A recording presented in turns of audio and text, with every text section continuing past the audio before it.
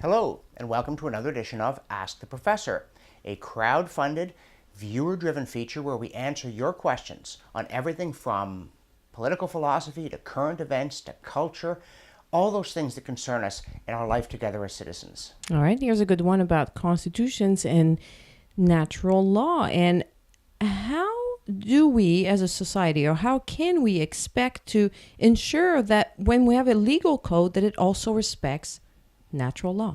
Yes, well, as Kenny Stabler of the Oakland Raiders used to say, easy to call, hard to run. It is essential that we have a legal code in the first place. You've got to have rules and regulations in society. But it's also essential that the legal code that we make, as the law as written, aspires to mirror a higher law, the law that St. Paul said is written on the human heart. Otherwise, it's impossible to criticize any existing law if our position is simply that whatever the legislature says is law, or if you don't have a legislature, whatever the dictator or tyrant says is law because that's what's written down. You can never complain that a law is unjust, including, hey, we should do it by self-government instead of by having a tyrant. But this is where it gets tricky, because as St. Paul also said, we see through a glass darkly. We have some inclination as to what this higher law must be, the one that tells us slavery is wrong, even in a society that has slavery, the one that tells us that murder is wrong, even in a society where murder is not punished against certain groups who are excluded from the protections of the law, such as they are. We know this law is out there. We all feel that in some sense, for instance, stealing is wrong. Everybody knows that. We don't always agree about how property should be defined and protected, under what circumstances there should be limitations on the right to own property. But we all feel that there is such a thing as mine and yours, and that for you to take mine is not proper behavior and needs to be deterred and punished. And that's why we have self-government, not because the people are always right, but because the best way that we have ever found of making law better is to submit it to the test of acceptance by the community. And again, this is far from perfect. There are long periods in which, even in a society that has self-government, and of course the obvious example is the United States with racial slavery, majority opinion, genuine majority opinion, election after election, poll after poll, expressed through all the ways that the voice of the people is heard, supports and upholds a terribly unjust law. So one of the things that we try very hard to do is leave room for a critique. We have this feeling also instinctively that the person who says, wait a minute, why is it that way, is raising an important question that must be protected by the law. But ultimately you do have to have a law. And so at some point you've got to say, okay, the debate continues, but for now, this is how things are going to be. This is how we're going to define murder, including the debate we're having now. Is euthanasia, as some of us feel, essentially murder, or is it an extension of human autonomy in accordance with natural law? And the reason that we do it this way is because the alternatives are even more unsatisfactory. We do not pretend that we would always get it right by having elections. We don't even agree about how to hold elections, never mind what we should do with the results of elections. But for instance, take Saudi Arabia, where the Quran is the constitution. Their solution to this problem is to deny that there's an interpretive problem. They just say, we know exactly what it says, and anybody who disagrees is going to get put in jail, they're going to get beaten up, they're going to get tortured, they're going to get their head cut off. And that's one way of doing it, to insist that the problem doesn't really exist and only idiots or malicious people raise any questions about how things are done. Hey, I had t-shirts like that.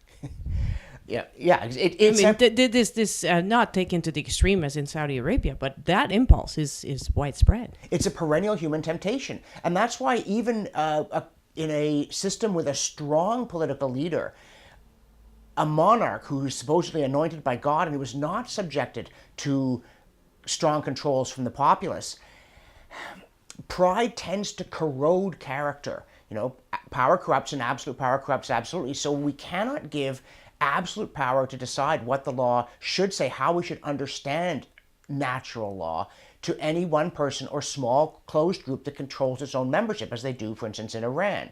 There have been all kinds, or the Communist parties are another example, where we say the problem of interpretation is too hard for the people. It must be left in the hands of an elite who are intellectually and morally above everybody else. But as soon as you start doing that, you wind up governed by Leonid Brezhnev, whose intellectual qualities paralleled his moral ones. I don't mean that in a good way. And so we have to subject it to the judgment of the people, but in such a way that the judgment of the people moves slowly, while you have a written constitution that can only be changed through elaborate procedures so that we can alter our views on fundamental matters, but only after due deliberation.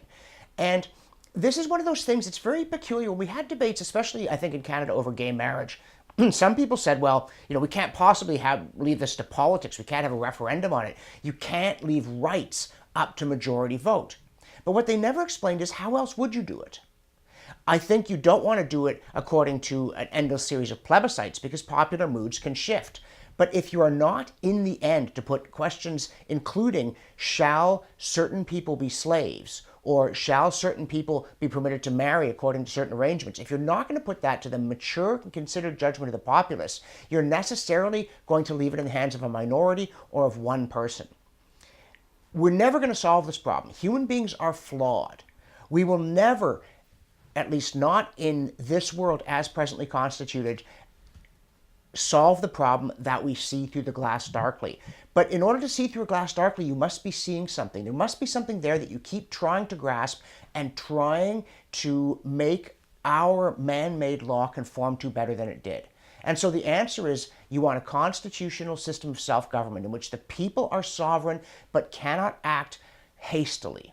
And that is the system that the United States has. I mean, you may laugh at the current condition of it, partly because we've gotten a little careless about the feeling that the voice of the people can be flawed. And I mean that on both sides of the divide. The people who supported Hillary Clinton as well as those who supported Donald Trump.